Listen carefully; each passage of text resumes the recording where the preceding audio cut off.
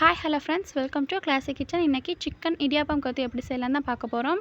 அதுக்கு ஒரு கடாயில் கொஞ்சமாக ஆயில் விட்டு 3 பெரிய சைஸ் வெங்காயம் சேர்த்து தேவையான அளவு உப்பு சேர்த்து நல்லா வதக்கிக்கிறேன். இப்போ 3 பச்சை மிளகாய் சேர்த்து நல்லா வதக்கி விட்டுட்டு கொஞ்சமாக மல்லிக்கீரை சேர்த்துக்கிறேன். எல்லாம் வதங்கின பிறகு ஒரு மீடியம் சைஸ் தக்காளி மட்டும் சேர்த்துக்கிறேன். தக்காளி அதிகமாக சேர்க்கக்கூடாது. இப்போ ஒரு ஸ்பூன் இஞ்சி பூண்டு பேஸ்ட், ஒரு ஸ்பூன் மிளகாய்த்தூள், ஒரு ஸ்பூன் சோம்பு தூள் சேர்த்து நல்லா மிக்ஸ் பண்ணிக்கலாம்.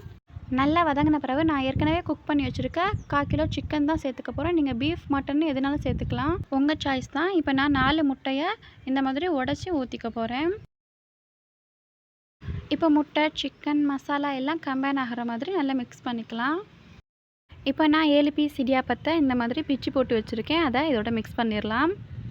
இப்போ நல்லா மிக்ஸ் பண்ணி விட்டுட்டிங்கன்னா அவ்வளோதான், சிக்கன் இடியாப்பம் கொத்து ரெடி. நீங்கள் இடியாப்பத்துக்கு பதிலாக சப்பாத்தி, புரோட்டான்னு எதுனாலும் சேர்த்துக்கலாம். சேம் மெத்தட் தான்.